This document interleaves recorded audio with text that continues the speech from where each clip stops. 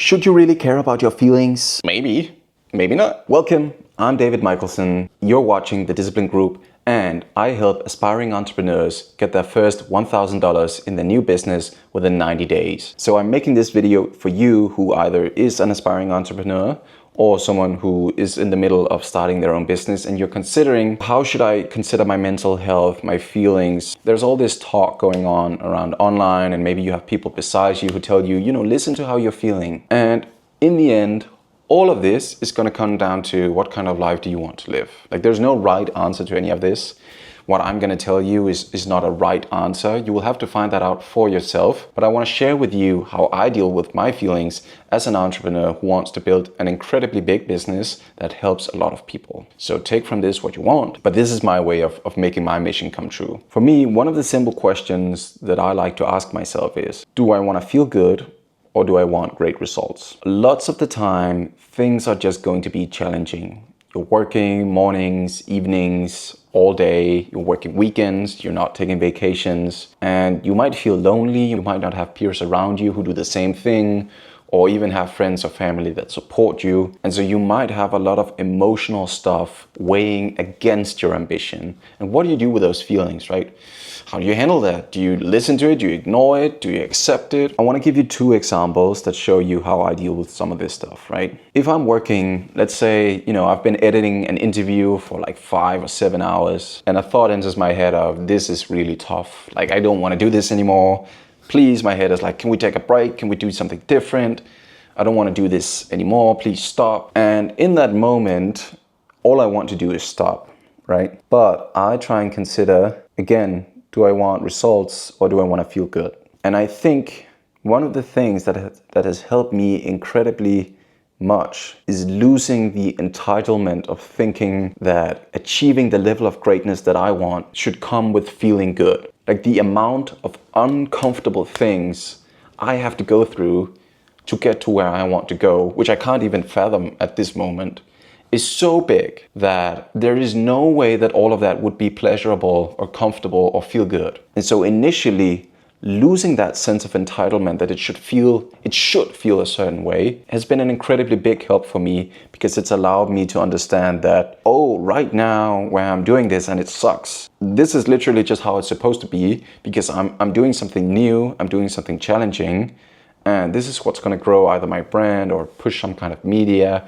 or, change whatever offering I'm dealing with. And so in that case, I accept reality as it is, instead of trying to force my wish or my pursuit of comfort onto reality. Because in the end, you're never going to be able to stand up to reality when you're trying to force your vision of something. Like, you can make something happen because you take input and action, but the way reality works will always be the end result. You can just try to fit into that. And so if you have a different view on reality, then you will struggle, right? And that's what entitlement is. It is thinking you should have something, whereas what you get is always going to be determined by the sacrifice you make, and a number of other external factors. The second example I want to give you, a family member or a friend comes to me and says, hey, why do you keep working? Like, why are you working so many hours? What do you gain from that? You don't take weekends off? You don't take vacations? You don't want to take vacations with your family? If you think they're trying to guilt trip you, the problem is in your head, because you are the only one who chooses how you respond to anything someone says. So if you feel guilty when someone mentions something like that, it is because you create that guilt. When someone comes to me and says those things, I try and remind myself, what is the intention this person likely has for saying those things? And if it's a friend, it's either because they're jealous, they don't know why I'm doing the things I'm doing, or they don't want to see me succeed. If it's someone who actually cares about me, it's likely because they want to spend time with me, which is lovely, but I have to remind myself then, do I want to focus on my ambition?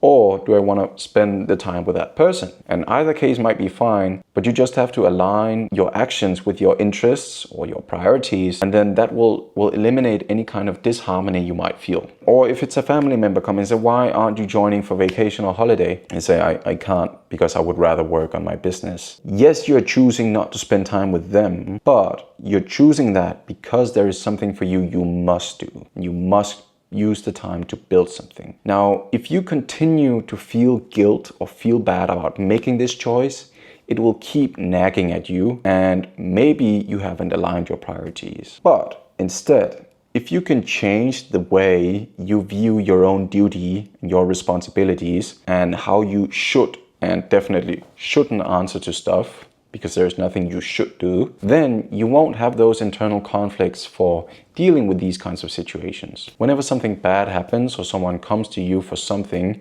you won't feel bad for saying, no, I'm sorry, I can't do that.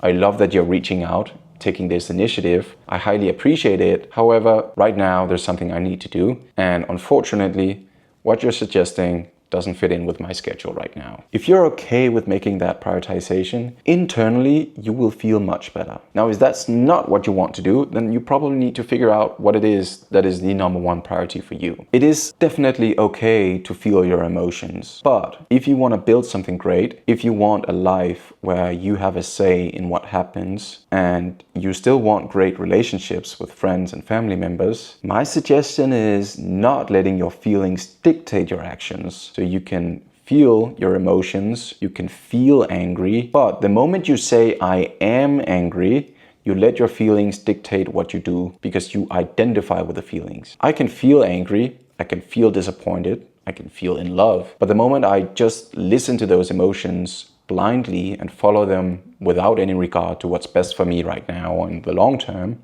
then I just become a slave to those emotions. So this was a lot of words. These are the key takeaways that you can use from this video, right? Identify what is the most important thing in your life. Do you want to feel good? Just every day, pleasure, being comfortable? Or do you want to build something great? Do you want to do something great? If you want to do something great, it's not going to be comfortable. You just have to lose that entitlement because really you don't deserve anything. And if no one's ever told you this before, I'm not even sorry that I'm the first one who has to do this, then you have to accept that it's going to be like this. And the sooner that you accept that you don't deserve anything and all that you get is going to be as an outcome based on your actions and your sacrifice, the sooner you will get the results you want and likely enjoy your life more. So drop the entitlement, identify, do I want to be great? Do I want to be comfortable? And then listen to your emotions, but don't let them control you. Be okay with saying no to stuff. If you can do those things, you can listen to your emotions and be like, yeah, I know this is not fun right now, but it's not meant to be fun.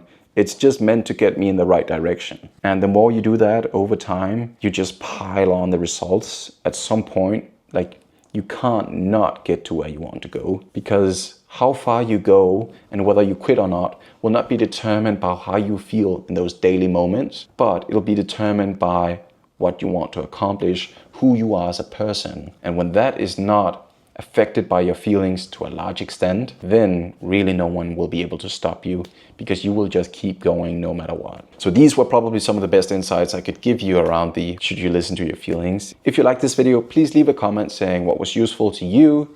If you have any other kinds of videos you want to see, as always, of course, thank you for watching and stay disciplined.